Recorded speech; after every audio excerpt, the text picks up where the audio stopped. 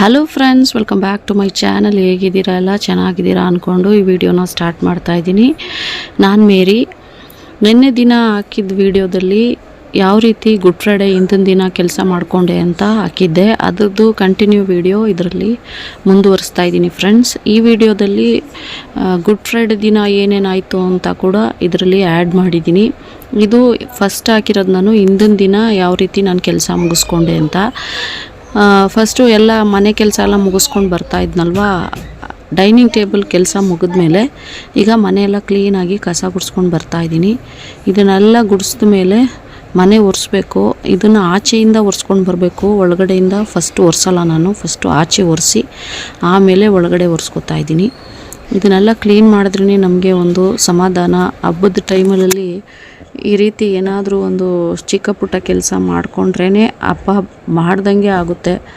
ಹಾಗಾಗಿ ಮನೆ ಬಿಟ್ಬಿಟ್ಟು ರೆಡಿ ಆಗಿಬಿಟ್ಟು ಚರ್ಚ್ಗೆ ಹೋಗೋಕ್ಕೆ ಇಷ್ಟಪಡಲ್ಲ ನಾನು. ಅದರಿಂದ ಹಿಂದಿನ ದಿನ ಹೆಲ್ತ್ ಚೆನ್ನಾಗಿತ್ತಲ್ಲ, ಏನು ಪ್ರಾಬ್ಲಮ್ ಇರಲಿಲ್ವಲ್ಲ ಅಂದ್ಕೊಂಡು ಖುಷಿಯಾಗಿದ್ದೆ. ಯಾಕಂದರೆ ಏನಾದರೂ ತಲೆನೋವು, ಏನಾದರೂ ಆರೋಗ್ಯ ಸಮಸ್ಯೆ ಇದ್ದರೆ ಈ ಕೆಲಸ ಎಲ್ಲ ಮಾಡಲಿಲ್ಲ ಅಂದರೆ ಬೇಜಾರಾಗ್ತಾ ಇರುತ್ತೆ. ಅಯ್ಯೋ, ಮನೆ ಕೆಲಸ ಮಾಡಲಿಲ್ವಲ್ಲ, ಚರ್ಚ್ಗೆ ಹೇಗೆ ಹೋಗೋದು ಅಂತ. ಅದರಿಂದ ಇವತ್ತು ಖುಷಿಯಾಗಿ ಎಲ್ಲ ಕೆಲಸ ಮಾಡ್ತಾಯಿದ್ದೆ ಫ್ರೆಂಡ್ಸ್. ಹಿಂದಿನ ದಿನ ಈ ಕಸ ಎಲ್ಲ ನೋಡೋಕ್ಕೆ ನಮ್ಮ ಮನೆ ಕ್ಲೀನಾಗಿ ಕಾಣಿಸುತ್ತೆ, ಆದರೆ ಎಲ್ಲ ಬಿಸ್ಕೆಟೆಲ್ಲ ತಿಂದು ಸೋಫಾ ಅಡಿಲೆಲ್ಲ ಹಾಕಿರ್ತಾರೆ. ಅದರಿಂದ ಅದನ್ನೆಲ್ಲ ಗುಡಿಸಿ ದಿನಾಲೂ ಅಷ್ಟೇ ಕಸ ತುಂಬ ಇರುತ್ತೆ. ನೋಡೋಕ್ಕೆ ಕ್ಲೀನ್ ಇರೋಂಗೆ ಕಾಣಿಸ್ತಾ ಇರುತ್ತೆ. ಒಂದೊಂದು ಟೈಮು 2 ಸರಿ ಗುಡಿಸ್ತೀನಿ, ಒಂದೊಂದು ಟೈಮು 1 ಸರಿ ಗುಡಿಸ್ತೀನಿ ಮನೇನ. ಈಗ ಮನೇನ ಕ್ಲೀನಾಗಿ ಒರೆಸ್ಕೊಂಡು ಬಂದಮೇಲೆ ಬಾತ್ರೂಮು, ಬಚ್ಚಲ ಮನೆ ಎಲ್ಲನೂ ಕ್ಲೀನಾಗಿ ತೊಳ್ಕೊಂಡು ಆಮೇಲೆ ಹೋಗಿ ಸ್ನಾನ ಮಾಡ್ಕೊಂಡು ಬಂದಮೇಲೆ ದೇವ್ರ ಪಾತ್ರೆನೆಲ್ಲ ಕ್ಲೀನ್ ಮಾಡಿಕೊಂಡೆ ಫ್ರೆಂಡ್ಸ್. ದೇವ್ರ ಮನೆ ಕ್ಲೀನ್ ಮಾಡೋದು ಅದನ್ನೆಲ್ಲ ಆಮೇಲೆ ಮಾಡಿಕೊಂಡೆ. ಫಸ್ಟು ಈ ಕೆಲಸ ಎಲ್ಲ ಮುಗಿಸೋದು ಅಂತ ಮಾಡ್ತಾಯಿದ್ದೀನಿ.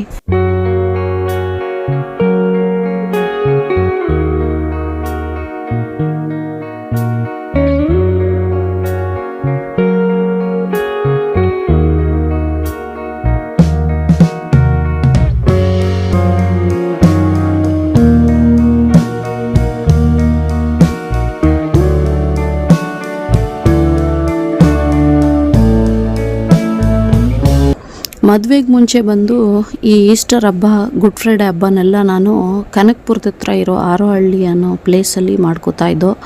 ಯಾಕಂದರೆ ನಾನು ಹುಟ್ಟಿದ ಊರು ಆರೋಹಳ್ಳಿ, ಕನಕಪುರದ ಹತ್ರ ಇರೋ ಹಳ್ಳಿ.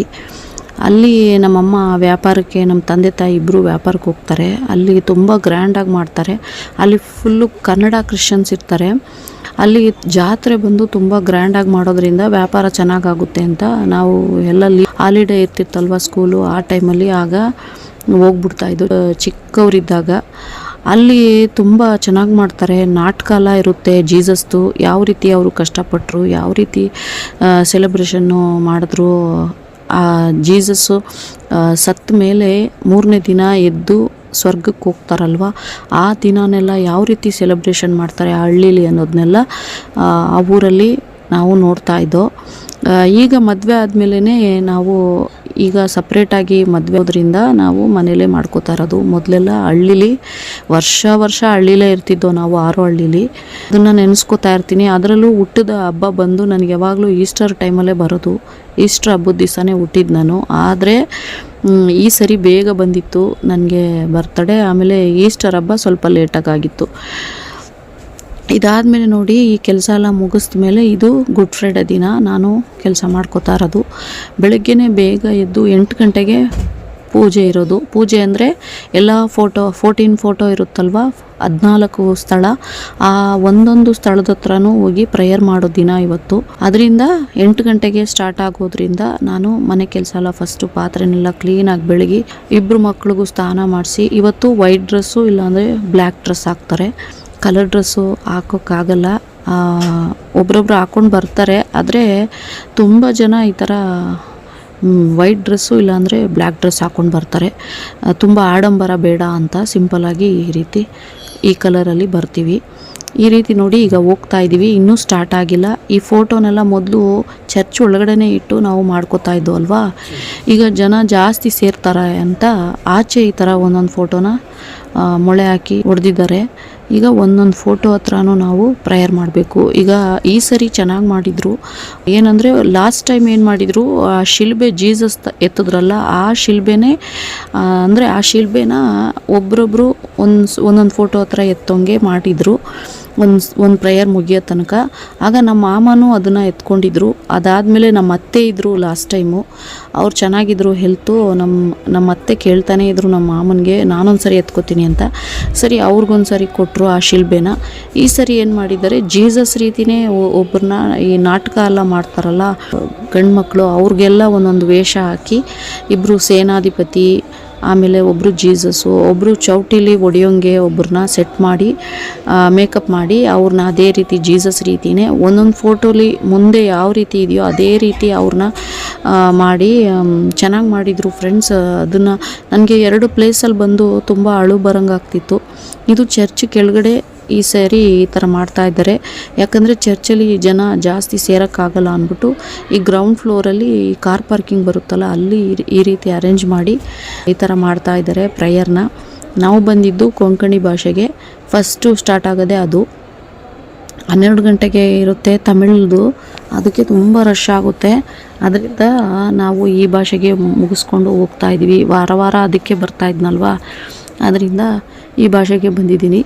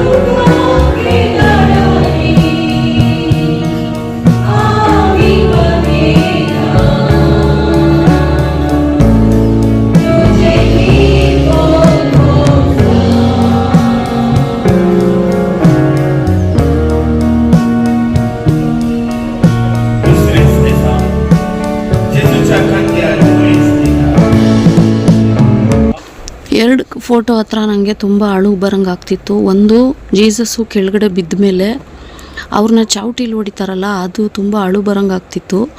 ಆಟೋಮೆಟಿಕ್ಕಾಗಿ ಬರ್ತಿತ್ತು ನನಗೆ. ಜೀಸಸ್ಸು ಪಾಪ ನಮಗೋಸ್ಕರ, ಮನುಷ್ಯರಿಗೋಸ್ಕರ ಎಷ್ಟು ಕಷ್ಟಪಟ್ಟು ಪಾಪ ಮನುಷ್ಯರಾಗಿ ಹುಟ್ಟಿ ಎಲ್ಲರಿಗೂ ಒಳ್ಳೇದಾಗಲಿ ಅಂತ ಅವರು ಆಮೇಲೆ ಆ ನೋವೆಲ್ಲ ಅನುಭವಿಸಿ ಆಮೇಲೆ ಸತ್ತಿದ್ದಾರಲ್ಲ, ಅದು ನೋಡೋಕ್ಕೆ ತುಂಬ ಬೇಜಾರಾಗ್ತಿತ್ತು. ಯಾಕಂದರೆ ಈ ಕಾಲದಲ್ಲಿ ಒಬ್ಬರು ಮನುಷ್ಯ ಬಂದು ಒಬ್ರಿಗೆ ಒಳ್ಳೇದು ಮಾಡಬೇಕು ಅಂದ್ರೇ ಅಯ್ಯೋ ನಮ್ಗೆ ಯಾಕೆ ಅಂತ ಹೋಗೋರು. ಜೀಸಸ್ಸು ಎಲ್ಲ ಪ್ರಪಂಚಕ್ಕೋಸ್ಕರ ಎಲ್ಲರಿಗೋಸ್ಕರ, ನೀನು ನಾನು ಬೇರೆ ಅಂತ ಅಲ್ಲ, ಎಲ್ಲರೂ ಇಷ್ಟ ಅವ್ರಿಗೆ, ಎಲ್ಲರಿಗೋಸ್ಕರ ಪ್ರೇಯರ್ ಮಾಡಿದ್ದಾರಲ್ಲ, ಅವ್ರ ಜೀವ ತ್ಯಾಗ ಮಾಡಿದ್ದಾರಲ್ಲ, ಅಷ್ಟೊಂದು ನೋವು ಅನುಭವಿಸಿ ಕೈಗೆಲ್ಲ ಮೊಳೆ ಹೊಡ್ಸ್ಕೊಂಡು ಚೌಟಿಲಿ ಹೊಡ್ಸ್ಕೊಂಡು ಮುಳ್ಳಿನ ಕಿರೀಟ ಹಾಕಿಸ್ಕೊಂಡು ಎಷ್ಟು ನೋವು ಇರುತ್ತಲ್ವ, ಅದು ನೆನೆಸ್ಕೊಂಡ್ರೆ ನನಗೆ ಈಗಲೂ ಕೂಡ ಅಳು ಬರೋಂಗಾಗ್ತಿತ್ತು. ಇನ್ನೊಂದು ಫೋಟೋ ಅವರು ಪ್ರಾಣ ತ್ಯಾಗ ಮಾಡ್ತಾರಲ್ಲ, ಅಲ್ಲಿ ಬಂದು ತುಂಬ ಬೇಜಾರಾಗ್ತಿತ್ತು, ಅಳುನೂ ಬರ್ತಿತ್ತು ನನಗೆ. ಮೊಳೆ ಹೊಡ್ಸ್ಕೊಂಡು ಎಷ್ಟು ನೋವಿರುತ್ತೆ ಪಾಪ. ಆ ತಾಯಿ ಅಲ್ಲೇ ನಿಂತಿರ್ತಾರೆ ಮದರ್ ಮೇರಿ, ಅದನ್ನು ನೋಡಿಕೊಂಡು ಅವರು ಎಷ್ಟು ನೋವು ಅನುಭವಿಸಿರಬಾರ್ದು ಅನ್ನೋದು ನನಗೆ ಅರ್ಥ ಆಯ್ತೈತೆ. ಯಾಕಂದರೆ ನನಗೂ 2 ಮಕ್ಕಳಿದ್ದಾರೆ. ಏನೋ ಒಂದು ಕೆಳಗಡೆ ಬಿದ್ದುಬಿಟ್ರೇ ಮಕ್ಕಳು ಎಷ್ಟು ಬೇಜಾರಾಗುತ್ತೆ, ಅಯ್ಯೋ ಮಕ್ಕಳು ಬಿದ್ದುಬಿಟ್ರಲ್ಲ, ಏಟು ಆಗೋಯ್ತಲ್ಲ ಅಂತ. ಆದರೆ ದೇವ್ರ ತಾಯಿ ಬಂದು ಜೀಸಸ್ಗೆ ಅಷ್ಟೊಂದು ಹಿಂಸೆ ಕೊಡ್ತಾಯಿದ್ರು, ಅದನ್ನು ನೋಡ್ತಾಯಿದ್ರು. ಯಾಕಂದರೆ ಪ್ರಪಂಚಕ್ಕೆ ಒಳ್ಳೆಯದಾಗುತ್ತೆ ಅಂತ. ಇದನ್ನು ಗುಡ್ ಫ್ರೈಡೆ ದಿನ ನಾವು ಸೆಲೆಬ್ರೇಷನ್ ಮಾಡ್ತೀವಿ ಫ್ರೆಂಡ್ಸ್. ಇದಾದಮೇಲೆ ಮನೆಗೆ ಬಂದು ಅಲ್ಲಿ ಇನ್ನೂ ದಾನ ಧರ್ಮ, ಮೊಸರು ಅದೇನೇನೋ ಕೊಡ್ತಾಯಿದ್ರು, ಬ್ರೆಡ್ ಕೊಡೋದು, ಜ್ಯೂಸ್ ಕೊಡೋದು, ಅವ್ರೇನೇನೋ ಹರಕೆ ಹೊತ್ಕೊಂಡಿರ್ತಾರೋ ಅದನ್ನೆಲ್ಲ ಬೇಡ್ಕೊಂಡು ಮಾಡ್ತಾಯಿರ್ತಾರೆ. ಸುಮಾರು ಜನ ಬಂದು 40 ದಿವಸ ಬಂದು 40 ಡೇಸ್ ಹರಕೆ ಮಾಡ್ಕೊಂಡಿರ್ತಾರೆ, ನನಗೆ ಒಳ್ಳೆ ರಿಸಲ್ಟ್ ಬರಲಿ ಎಕ್ಸಾಮಲ್ಲಿ, ನಾನು ಮಾಂಸನ ತಿನ್ನೋದಿಲ್ಲ, ಹಾಗೆಯೇ ನನಗೆ ಇದು ಒಳ್ಳೆಯದಾಗಲಿ ಅದು ಒಳ್ಳೆಯದಾಗಲಿ, ಅವ್ರಿಗೆ ಏನೇನು ಕಷ್ಟ ಇರುತ್ತೋ ಅದನ್ನೆಲ್ಲ ಬೇಡ್ಕೊಂಡಿರ್ತಾರೆ. ಹರಕೆಗಳನ್ನೆಲ್ಲ ಜೀಸಸ್ಸು ನೆರವೇರಿಸ್ತಾರೆ. ಯಾಕಂದರೆ ಭಕ್ತಿಯಿಂದ ಬೇಡ್ಕೊಂಡ್ರೆ ದೇವರು, ಯಾವುದೇ ದೇವರಾಗಲಿ ಅವ್ರಿಗೆ ಒಳ್ಳೆಯದೇ ಮಾಡ್ತಾರೆ. ಈ ರೀತಿ ಜನ ಬಂದು ಅಲ್ಲಿ ದಾನ ಧರ್ಮ ಎಲ್ಲ ಮಾಡ್ತಾಯಿದ್ರು. ಜಾಸ್ತಿ ಮಜ್ಜಿಗೆನೇ ಕೊಡ್ತಾಯಿದ್ರು, ಮೊಸರುದು. ಮೊದಲೆಲ್ಲ ಗ್ಲಾಸಲ್ಲಿ ಅಲ್ಲೇ ತಂದು ಮಾಡಿ ಕೊಡ್ತಾಯಿದ್ರು. ಫಾದರು ಈ ಸರಿ ಅನೌನ್ಸ್ ಮಾಡಿದರು, ಅಲ್ಲೆಲ್ಲ ತುಂಬ ಮೆಸಿ ಆಗುತ್ತೆ, ಅದರಿಂದ ಪ್ಯಾಕೆಟಲ್ಲಿ ರೆಡಿಯಾಗಿ ಬರುತ್ತಲ್ಲ ನಂದಿನಿದು, ಅದನ್ನೇ ತಂದು ಕೊಡಿ ಅಂತ. ನಾವು ಕೂಡ 4 ಪ್ಯಾಕೆಟ್ ಇಸ್ಕೊಂಡು ನಮ್ಮ 2 ಮಕ್ಕಳಿಗೆ, ಹಾಗಾದರೆ ನನಗೂ ನಮ್ಮ ಮಾಮ 4 ಜನ ಇಸ್ಕೊಂಡು ಬಂದ್ಬಿಟ್ಟು, ಆಮೇಲೆ 12 ಗಂಟೆ ಮೇಲೆ ಇನ್ನೂ ಸುಮಾರು ರಶ್ ಆಗುತ್ತೆ ಫ್ರೆಂಡ್ಸ್. ನಮಗೆ ಬೆಳಗ್ಗೆನೇ ಇಷ್ಟ. ಇದಾದಮೇಲೆ ಮನೆಗೆ ಬಂದು ಬೆಳಗ್ಗೆನೇ ನಾನು ಮನೆ ಕೆಲಸ ಮುಗಿಸ್ಬಿಟ್ಟು ಬಂದ ತಕ್ಷಣ ಸಾಂಬ್ರಾಣಿ ಹಾಕೋಂಗೆ ರೆಡಿ ಮಾಡಿಬಿಟ್ಟು ಹೋಗ್ಬಿಟ್ಟಿದ್ನಲ್ವ, ಅದರಿಂದ ನನಗೆ ತುಂಬ ಈಸಿ ಆಯಿತು. ಸಾಂಬಾರು ಕೂಡ ಮಾಡಿಟ್ಬಿಟ್ಟು ಹೋಗಿದ್ದೆ. ಈಗ ಪ್ರೇಯರ್ ಮಾಡ್ತಾಯಿದ್ದೀನಿ ಚಿಕ್ಕದಾಗಿ. ಮನೆಗೆ ಸಾಂಬ್ರಾಣಿ ಹಾಕಿದೆ. ನಮ್ಮ ಯಜಮಾನ್ರನ್ನ ಕರೆದೆ, ಬನ್ನಿ ಮಮ್ಮ ಸಾಂಬ್ರಾಣಿ ಹಾಕ್ತಾಯಿದ್ದೀನಿ ಅಂದರೆ ಮೇಲೆ ಹೋಗ್ಬಿಟ್ಟು ಬರ್ತೀನಿ ಅಂತ ಟೆರೆಸ್ಗೆ ಹೋಗ್ಬಿಟ್ರು. ಆಮೇಲೆ ನಾನು ಪ್ರೇಯರ್ ಮುಗಿಸ್ಮೇಲೆ ಅವರೊಂದು ಸರಿ ಅವ್ರ ಸರ್ದಿಲಿ ಅವರೊಂದು ಸರಿ ಮನೆಗೆ ಫುಲ್ಲಾಗಿ ಸಾಂಬ್ರಾಣಿ ಹಾಕಿದ್ರು. ಹಾಕಿ ಒಂದು ಚಿಕ್ಕದಾಗಿ ಪ್ರೇಯರ್ ಮಾಡಿ ಮುಗಿಸಿ ಈ ರೀತಿ ಇತ್ತು ಫ್ರೆಂಡ್ಸ್ ನಮ್ಮದು ಗುಡ್ ಫ್ರೈಡೇ ಹಬ್ಬ. ಇವತ್ತು ಬಂದು ನಾವು ತುಂಬ ಗ್ರ್ಯಾಂಡಾಗಿ ಏನು ಮಾಡ್ಕೊಳ್ಳೋದಿಲ್ಲ. ಅಡುಗೆ ಕೂಡ ತುಂಬ ಸಿಂಪಲ್ ಆಗಿರುತ್ತೆ. ಮಾಂಸ ಅದೆಲ್ಲ ಏನು ತಿನ್ನೋದಿಲ್ಲ. ನಾನು 12 ಗಂಟೆ ತನಕ ಹಾಫ್ ಡೇ ಉಪವಾಸ ಮಾಡ್ತಾಯಿದ್ದೆ. ಮಕ್ಕಳಿಗೆಲ್ಲ ಬೇಡ ಅಂತ ಅವರಿಗೆ ಆ ಹಪ್ಪ ಮಾಡಿಕೊಟ್ಬಿಟ್ಟೆ. ನನಗೆ ನಾನು ಮತ್ತು ನಮ್ಮ ಮಾಮ ನಾಷ್ಟ ಮಾಡಲಿಲ್ಲ. ಮಧ್ಯಾಹ್ನಕ್ಕೆ ಮೇಲೆ ಮಾಡೋದ 12 ಗಂಟೆ ಮೇಲೆ, ಯಾಕಂದರೆ 40 ದಿವಸ ಮಾಡೋರು ಇರ್ತಾರೆ. ನಾವು ಒಂದಿನ ತಾನೇ ಮಾಡಬೇಕು ಅಂದ್ಬಿಟ್ಟು 12 ಗಂಟೆವರೆಗೂ ಮಾಡಿ 12:15 ಮೇಲೆ ಟಿಫನ್ ನಾನು ಮಾಡಿದ್ದು. ಈ ರೀತಿ ಇತ್ತು. ಬೆಳಗ್ಗೆನೇ ನಾನು ಸಾಂಬಾರು ಮಾಡಿಬಿಟ್ಟು ಹೋಗಿರೋದ್ರಿಂದ ಮಧ್ಯಾಹ್ನ ರೈಸ್ ಮಾತ್ರ ಮಾಡಿಕೊಂಡೆ. ಏನೇನು ಅಡುಗೆ ಮಾಡಿದ್ದೀನಿ ಅಂತ ಈ ಮುಂದಿನ ವೀಡಿಯೋದಲ್ಲಿ ತೋರಿಸ್ತೀನಿ ಫ್ರೆಂಡ್ಸ್. ಆಮೇಲೆ ಇನ್ನೊಂದು ವಿಷಯ ಏನಂತ ಹೇಳಿದ್ರೆ, ನಾವು ಇಲ್ಲಿ ಬಂದು ಬೇಳೆ ರಸ ಮಾಡೋದು, ರಸಮ್ ಮಾಡೋದು, ಗಂಜಿ ಮಾಡೇ ಮಾಡ್ತೀವಿ ಮನೇಲಿ. ಆಮೇಲೆ ರೈಸು ಈ ರೀತಿ ಮಾಡ್ತೀವಿ. ಆದರೆ ನಾನು ಹೇಳಿದ್ನಲ್ಲ ಹಾರೋಹಳ್ಳಿಲಿದ್ದೆ ಅಂತ, ಯಾವಾಗಲೂ ಹಬ್ಬದ ಟೈಮಲ್ಲಿ ಅಲ್ಲಿ ಆ ಕನ್ನಡ ಕ್ರಿಶ್ಚಿಯನ್ಸ್ ಎಲ್ಲ ಏನು ಮಾಡ್ತಾರೆ ಅಂದರೆ, ಇವತ್ತು ಪಾಯಸ, ಒಬ್ಬಟ್ಟು, ಆಮೇಲೆ ವಡೆ, ಬಾತು ಈ ರೀತಿ ಅಡುಗೆ ಮಾಡ್ತಾರೆ. ಅಲ್ಲಿ ಒಂಥರ ಪ್ರೊಸೀಜರು.